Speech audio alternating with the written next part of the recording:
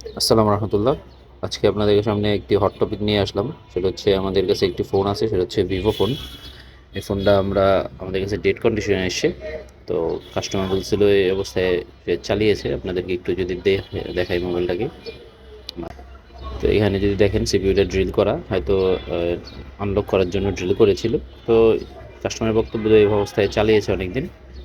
আসলে আমরা জানি না আসলে কি ড্রিল করতে গিয়ে ডেড হয়ে গেছে কিনা। তো আমরা এটাকে ডায়াগনোসিস করে তারপরে বুঝতে পারলাম এটা সিপিইউ সমস্যা। তো আমরা এটার জন্য রিপেয়ার করার জন্য একটা সিপিইউ নিয়ে আসছি। কাস্টমার রাজি হয়েছে, সিপিইউ চেঞ্জ করবে। আপনারা জানেন সিপিইউ চেঞ্জিং বিলগুলো একটু বেশি হয় এবং প্রসেসগুলো একটু লং হয়। তো আজকে আমরা এটার মধ্যে নতুন একটা সিপিইউ লাগাবো এবং আপনাদের সঙ্গে প্রসেসগুলো শেয়ার করব। এটা হচ্ছে আমাদের কোয়ালকমের সিপিইউ এবং ইউএফএস দেওয়া। এটা মেবি ভিভো, ভেবেছিলাম যে ভিভো Y30T, কাস্টমার এমন কিছু বলেছিল। পরে ইউএফএস খুলে জানা গেছে এটা আসলে Y22S। তো যাই হোক, এটা আমরা রিপেয়ার করার জন্য কোনো প্রকার ফার্মওয়্যার টার্মওয়্যার ব্যবহার করিনি। আমরা ডিরেক্ট এক্সপ্লয়েড ডাম্প ব্যবহার করেছি এবং টোটাল কাজগুলো আমরা করার চেষ্টা করছি F64 দিয়ে। তো আপনাদের সঙ্গে শেয়ার করবো ইনশাল্লাহ প্রসেসগুলো স্টেপ বাই স্টেপ। তো প্রথমে আমরা সিপিইউটাকে খুলবো, সিপিইউ খুলে তারপর আপনাদেরকে দেখাচ্ছি মাইক্রোস্কোপে। তো দেখতে পাচ্ছেন এটা হচ্ছে সিপিইউ ড্রিল করা। এটা আগে আমরা খুলে নতুন সিপিইউটাকে ইনস্টল করব। দেন আপনাদের সঙ্গে ইউএফএস এর প্রোগ্রামিং প্রসেসগুলো দেখানোর চেষ্টা করবো ইনশাল্লাহ ডিটেইলে।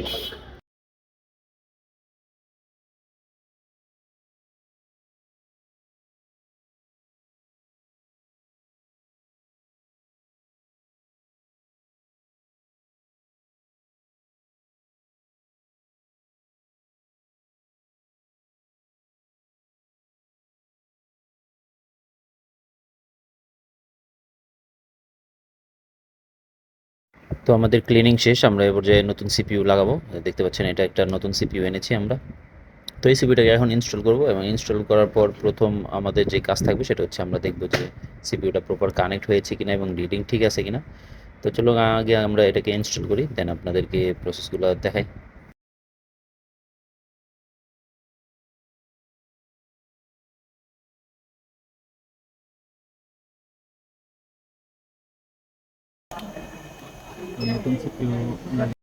তো এখন যেটা আমাদের প্রথম কাজ থাকবে সেটা হচ্ছে আমাদের পিসি দিয়ে পোর্ট চেক করা। যদি সব প্রপার কানেক্ট হয়ে থাকে তাহলে আমাদের কম্পিউটারে পোর্ট হবে।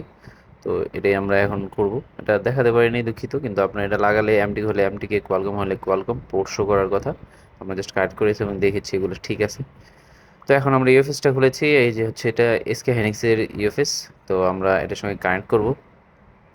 অলরেডি একটা লাগানো ছিল, এটাকে রেখে আমরা এটা কানেক্ট করে দিচ্ছি এবং আমরা পিসিতে নিয়ে যাচ্ছি আপনাদেরকে এটার ফাইলগুলোকে, আপনার প্রসেসগুলো দেখানোর জন্য A to Z। তো সঙ্গেই থাকুন। তো দেখতে পাচ্ছেন এখানে নোট 5 প্রো একটা ইএমসি কানেক্ট করা ছিল, এটা যেটা আমরা প্রোগ্রাম করেছি একটু পরে আগে। তো এখন ইউএফএস আমরা সিলেক্ট করে নিলাম যেহেতু এটা ইউএফএস, এবং কানেক্ট দিচ্ছি। তো এবার আমরা দেখি, দেখেন সব পার্টিশনগুলো শো করতেছে আস্তে আস্তে, লোন 1 থেকে শুরু করে এবং ফার্মওয়্যার ইনফরমেশনও চলে আসছে এখানে। যেটা হচ্ছে ভিভো 1919 এবং এটার মডেল হচ্ছে আমাদের Y22S। দেখতে পাচ্ছেন এর মধ্যে এফআরপি অ্যাক্টিভ করা আছে, সব ইনফরমেশন চলে আসে, স্ন্যাপড্রাগন এটা কত মডেল দেওয়া সব চলে আসে, SM। তো এবার আমরা কি করব, একটা ফাইল ক্রিয়েট করতেছি, সরি ফোল্ডার ক্রিয়েট করছি, যেটা হচ্ছে এটার নাম দিয়ে ফোল্ডার ক্রিয়েট করে এখানে আমরা ডাম্প এবং সিকিউরিটিগুলো রাখবো। তো সবার প্রথম আমরা এখানে যেটা করেছি সেটা হচ্ছে সিকিউরিটি আমরা রিড করে নিয়েছি। অনেক সময় সিকিউরিটি রাখতে ভুলে যাই, আপনি পরে করতেও পারেন। তো F64 সিকিউরিটির জন্য খুব সহজ, ব্যাকআপ লেখা যে অপশন আছে এখানে ক্লিক করলে সব সিকিউরিটি ফাইল রিড হয়ে যায়। এটা এই জিজেরেগের মতন একটা একটা করে করতে হয় না, ওয়ান ক্লিকে সব ব্যাকআপ হয়ে যায়। তো আমরা ব্যাকআপগুলো নিয়ে নিলাম। তো সব সিকিউরিটি ফাইল আমাদের হয়ে গেছে। এবার আমরা যেটা করবো সেটা হচ্ছে লোন 1 আগে করে নিলাম। লোন 1টা আমরা সেভ করলাম। তো লোন 1-এর পরে পর্যায়ক্রমে আমরা লোন 5 পর্যন্ত করবো। আর লোন 0 থাকে, যেহেতু এটা কোয়ালকম, লোন 0-র মধ্যে মেন ফার্মওয়্যার থাকে। তো ওইটা আমরা একটু পরে করব। তো দেখতে পাচ্ছেন আমাদের লোন 1 হয়ে গেছে। তো পর্যায়ক্রমে আমরা লোন 2, 3, 4, 5 করব এবং আমরা লোন 0টারে সর্বশেষে করে নেব ইনশাল্লাহ। তো আপনারা দেখতে থাকেন ইনশাল্লাহ, দেখলে এটা থেকে আপনারা অনেক কিছু শিখতে পারবেন ইনশাল্লাহ। ভিডিওটা একটু লম্বা হলেও আপনাদের জন্য আশা করি উপকারী হবে। এ টু জেড আপনারা এটার মধ্যে দেখতে পারবেন যে কীভাবে একটা প্রোগ্রামিং করতে হয় ইউএফএস এবং চেঞ্জিং প্রসেসগুলো কী থাকে। তো আমরা লুন 4টারে এখন করতেছি। লুন 4টা একটু বড়, যেটা হচ্ছে 1 জিবি আছে অলমোস্ট। তো এরপরে আমরা লুন 5, দেন আমরা লুন 0টা করবো, যেটা 10 জিবির ওপরেই হবে। তো আপনারা দেখতে থাকুন।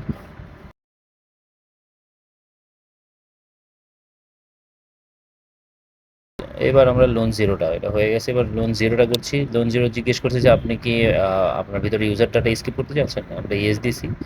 তো দেখেন এবার চলে আসছে 10.81 জিবি। তো এটা অনেক বড়। আমরা ইউজার ডাটা চাইলে কিন্তু এখানে রাখতে পারতাম। ইউজার ডাটা রাখলে কি হতো, এটা ফাইলটা অনেক বড় হতো। যেমন 128 জিবি থাকলে অলমোস্ট ভরা থাকে 100 জিবির মতো, 98 জিবির মতো। তো এরকম বড় হয়ে যেত, কিন্তু সেটা হচ্ছে কাস্টমারের যত ডাটা আছে সব ডাটা কিন্তু চাইলে রাখা যেত। এটা নিয়ে আমরা সামনে কোনো ভিডিওতে ইনশাল্লাহ ডিটেল আলোচনা করব। এবার আমরা যেটা করব সেটা হচ্ছে আমরা ডিসক্রিপ্টরে যাব। তো আমরা দেখেন প্রথম আমরা উপরে ডিসক্রিপ্টরে ক্লিক করলাম, পরে কনফিগারেশনে যেতে হয়। কনফিগারেশনে যাওয়ার পরে নিচে আমাদের প্রভিশন ফাইল আছে, আকাশে গেলার ফোল্ডারটা ক্লিক করতে হয়। ক্লিক করলে আমাদের একটা প্রভিশন ফাইল রিড হয়।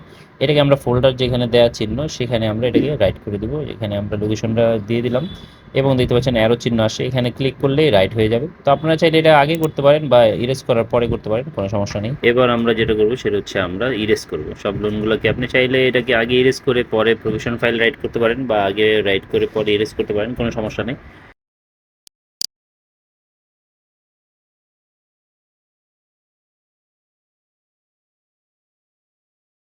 তো এখন আমাদের সব লোনগুলা একেবারে খালি হয়ে গেছে, দেখতে পেয়েছেন আপনারা। তো এবার আমরা রাইটের পালা। তো প্রথমে আমরা লোন জিরো থেকে শুরু করে যত লোন আছে সবগুলা লোন আমরা সিলেক্ট করে নেব, দেন আমরা রাইট করে দেবো। তো একটা একটা করে আমরা সিলেক্ট করতে থাকি। সিলেক্ট করার পরে আমরা এটাকে আগে করব, সব লোনগুলোকে আগে রাইট করব, দেন আমরা সিকিউরিটিগুলোকে রাইট করে দিব। তো আমরা সব আস্তে আস্তে সিলেক্ট করে দেখতে পাচ্ছেন একটা একটা করে সিলেক্ট করছি, এবং একটু করে আমরা সবগুলোকে একসঙ্গে রাইট করে দিব।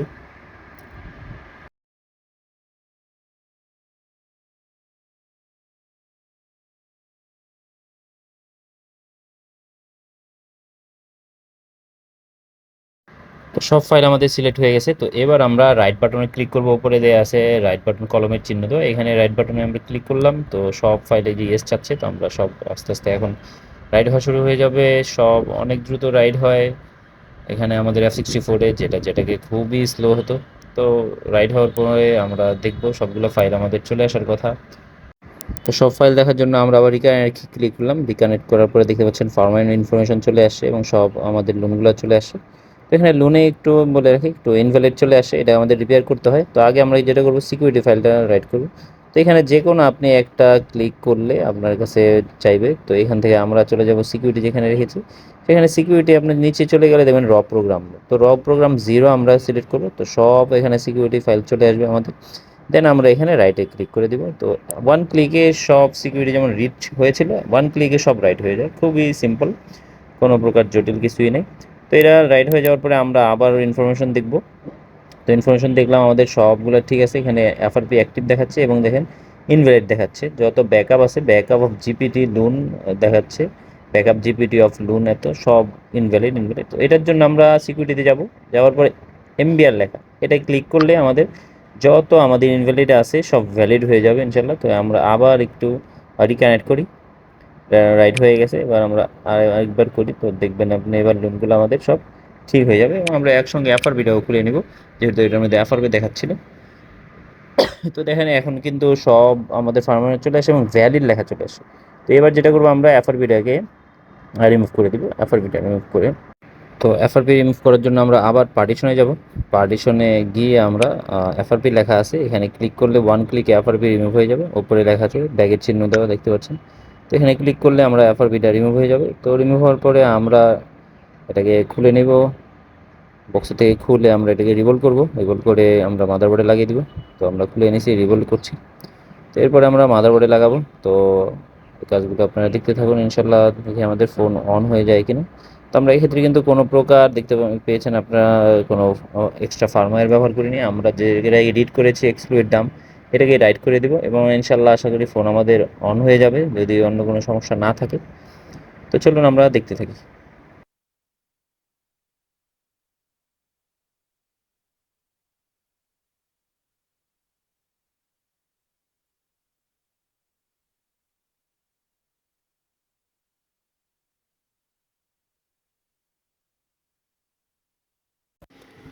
তো আমরা একে একে করে সবগুলো কাজ সমাধান করে ফেলছি। আমাদের সিপিইউ এবং ইউএফএস ইনস্টল করে ফেলছি।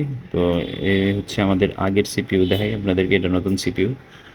তো হচ্ছে আমাদের আগের সিপিইউ, যেটা ড্রিল করা সিপিইউ ছিল, এটাকে আমরা চেঞ্জ করেছি। তো এবার আমরা ডিসপ্লে সেটআপের সঙ্গে লাগিয়ে দেখব ফোনটা অন হয় কিনা।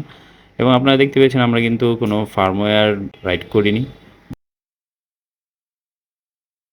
বা যে ডাম্প রিড করেছি সেটাকেই রাইট করে দিছি। আমরা দেখি ফোনটা অন হয় কিনা। ফোনটা অন হয়ে যাওয়ার কথা আমার অভিজ্ঞতার আলোকে। তো আশা করি ফোনটা অন হয়ে যাবে। তো পাওয়ার প্রেস করি, বিসমিল্লাহ। তো আলহামদুলিল্লাহ দেখতে পাচ্ছেন ভিভো লেখা চলে আসছে চার্জে দিয়ে, যদি আমাদের চার্জ কম থেকে থাকে। তো আলহামদুলিল্লাহ আমাদের ফোনটি অন হয়ে গেছে। তো দেখেন এখানে ফ্যাক্টরি সেট চাইছে, আপনার কাছে ফ্যাক্টরি সেট চাইতে পারে, যেহেতু এফআরপি রিমুভ করছি তাই এটা ফ্যাক্টরি সেট চাচ্ছে। তো আমরা ক্লিয়ার অর ডাটায় ক্লিক করব। তো এই ভিডিওতে আমি আপনাদেরকে দেখানোর চেষ্টা করলাম কীভাবে সিপিইউ চেঞ্জিং প্রসেসগুলায় কী কী কাজ করতে হয়, এবং এই সেম প্রসেস থাকে হচ্ছে ইউএফএস প্রোগ্রামিংয়ের ক্ষেত্রে। আপনি এই ভিডিওটা একবার, দুইবার, চারবার, পাঁচবার দেখলে আশা করি আপনার ইউএফএস রিলেটেড অনেক সমস্যার সমাধান আপনি এখান থেকে পেয়ে যাবেন। এবং আরও যদি আপনি হাতে কলমে শিখতে চান তাহলে আপনাকে অবশ্যই বক্সসহ আমাদের কাছে চলে আসতে হবে। তো এই বিষয়ে বিস্তারিত জানতে বা আমাদের কোর্স সম্পর্কে বিস্তারিত জানতে উপরে দেওয়া নাম্বারে যোগাযোগ করতে পারেন। এখানে একটা জিনিস আমরা যেটা সামনে নিয়ে আসিনি, সেটা হচ্ছে আরএস বাইপাস করতে হয় আমাদের সিকিউরিটির জন্য, যেহেতু এটা কোয়ালকম সিপিইউ।